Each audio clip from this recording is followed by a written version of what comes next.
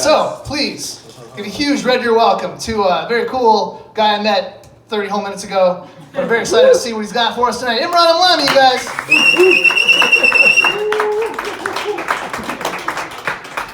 Woo! How you guys doing tonight? I think I'd come to twice tonight, but everyone has a record, right? Ladies. You know what?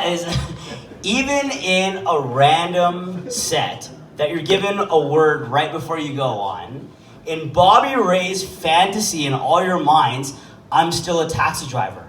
And then he grabs his toboggan, and then he just picks everyone up and goes around the country. I couldn't be anything else. That's the reason why I did stand up. I'm like, doctor, lawyer, taxi driver, tried to be a stand-up comedian.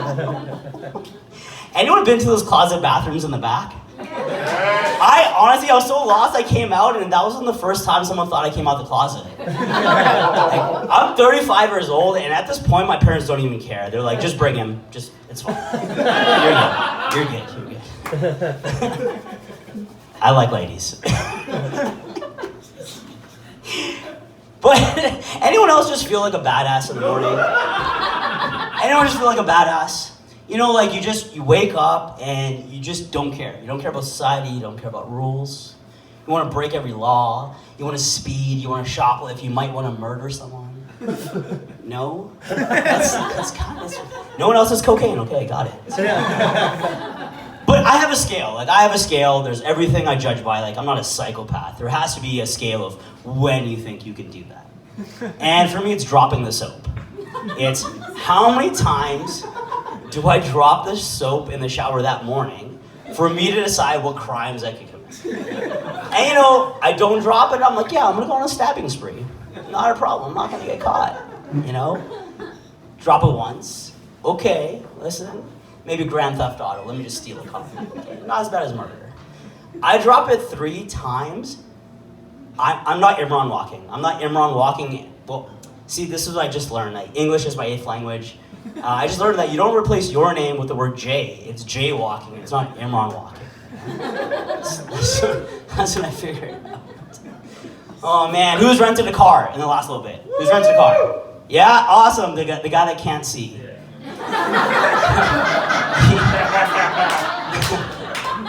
I didn't say he can't hear. He can hear you laugh. But anyone renting a car, and okay, we're from BC, I know this is ridiculous and I'm even talking about winter tires. But let me tell you, Vancouver is the only spot in Canada is allowed not to drive with winter tires, okay? We also have a high Asian population that would have winter tires and still would crash, but that's what I'm saying. We went and we reserved. Oh man, I'm glad this is working because now I know I can be on edibles and drink at the same time. So thank you. But we went to reserve a car and we specifically asked, hey, like, is your winter tires? We're going to Banff, we're going to Canmore, we need winter tires. I'm like, yeah, no problem, we have winter tires. Get there at 7 in the morning, right when they open, and they're like, no, yeah, these are all seasons. I'm like, that's not the same thing. Okay, cool. We go to 2nd, 3rd, 4th, 5th, 6th, other places. And it's like every single person, no. We finally get to a place and they're like, yeah, it's 130 without winter tires, 500 with winter tires. Do I own these tires afterwards? Can I just bring the car back on cinder blocks and just leave it there? What the hell's going on? I don't understand. Oh my God, like they say Red Deer is a good town, and I couldn't tell you I left right away to Banff and Canmore, which is the only way. It's so weird. I put in Red Deer to find out where this was, and it's like, do you mean Edmonton, Calgary? It just let me go on. Oh, home hardware. How many, okay, I haven't even told you what we're here for, but me and my friends here, thank you for coming, by the way. We're actually on a tour across Canada. And it's pretty great, but we pass through a lot of small towns, and every small town has the exact same setup, you know? You always have the home hardware. How is home hardware in every small town? But the thing is, where did they get the supplies from? to build that first Home Hardware in that small town? Like, did they go to Ed's general store and they're like, hello, Ed. Hello. I'd like to purchase enough building supplies to be bigger than this store. Okay. Thank you. Ed's thinking the whole time, like, oh man, I just quadrupled my sales for this year. Bonus, I'm buying the wife a hot tub. And then Home Hardware opens up and puts him out of business. And that's not even it. That's not where it gets you. It's then the next person walks into Home Hardware and he's like, what would you like? And he's like, something that's 100 times bigger than this store. And he's thinking, great, bonus again. And it's Walmart. But being on the road, I think the things that you see for sure in small towns is the exact same, right? You got the Home Hardware, you got Tim Hortons, disgusting. You got Burger King, more disgusting. You got Subway, and you got McDonald's. And it's always the same four choices, every time you go. And I've been away from home for about 2 months now, and it's gonna be another 3 weeks before I get home. But I miss home food, you know? But the thing with ethnic food is, there's not a lot of choices in that either. You have one, the Chinese Canadian food. When you can't decide between, bok choy or mashed potatoes, you just have it in one place. Then you have sushi. Even we're landlocked, I don't know how every small town has a sushi spot. What are you feeding these people? And then you have the one Indian restaurant. And when I get to a small town, my phone alerts me, hey, you're home. And every place I walk by. And for you, it might be simple to just be there and eat at an Indian restaurant and eat Indian food. I call it food. But it's different for me because they see me walking in and all I hear is the loudest bhangra, dum, dum, dum, dum, dum, dum, dum, dum, dum, dum, and there's a procession of people screaming and yelling, and there's a photographer there, and everyone's in matching outfits. And then they get to my table, and I'm like, I'm not marrying your daughter. I'm just here to order the butter chicken. It just gets weird. It just gets my backward, and they just go, butter chicken, extra none. Every time. I'm gonna leave you with this last one for sure. We were very fortunate to actually go to Fort McMurray this past weekend. And when I heard about the fires 3 years ago, I ended up donating to one of the funds. And it was really cool because I got to actually go and talk to the people and stand outside the sign. And I can say they have perseverance, if anything. They're very strong people. But then I said, well, what about my losses? What if I have losses? And do you guys want to hear my loss?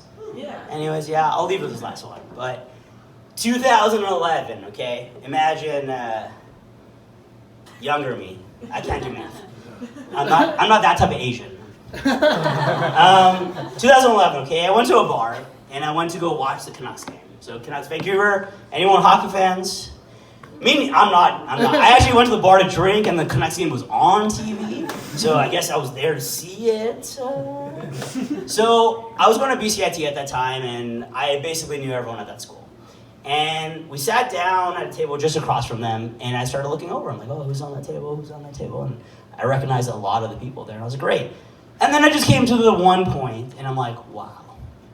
There is this beautiful Japanese girl just sitting there, having her drink. She's I know my Asian, so I can say Japanese. Oh, do you know that? She's not Korean. She wasn't doing this. Gangnam Style. She wasn't doing that. And I ended up going to say hi to my buddies, and I was like, hey, what's up? What's the story with that one? And they're like, well, that's I can't say the names, this restraining order is still on. Well, that's so-and-so. I'm like, oh, great. Is she here with anyone? No. Fine. Me, just got my eyebrows down, so I walk over. Oh, hello there. Hello. Do you mind if I sit down? Oh, no, that's okay. Thank you. Hey, I don't know who you are, where you're from, what you do, as long as you love me.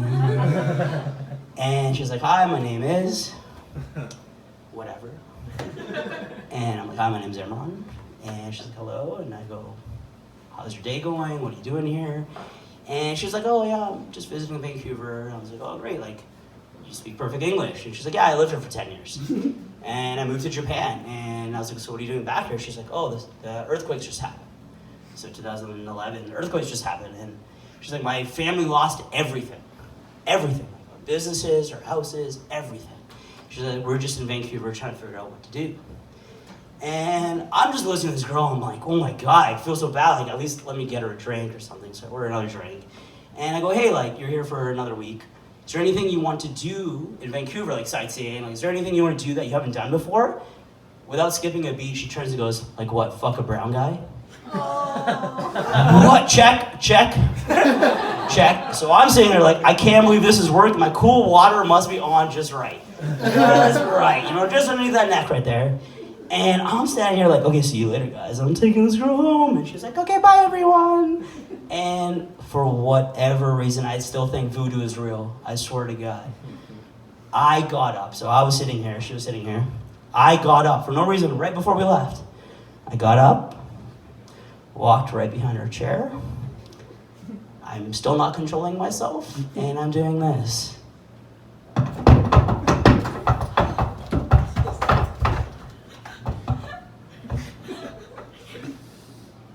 Excuse me. Yes. What are you doing?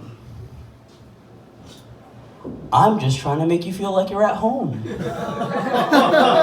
Imran's my name, thank you so much.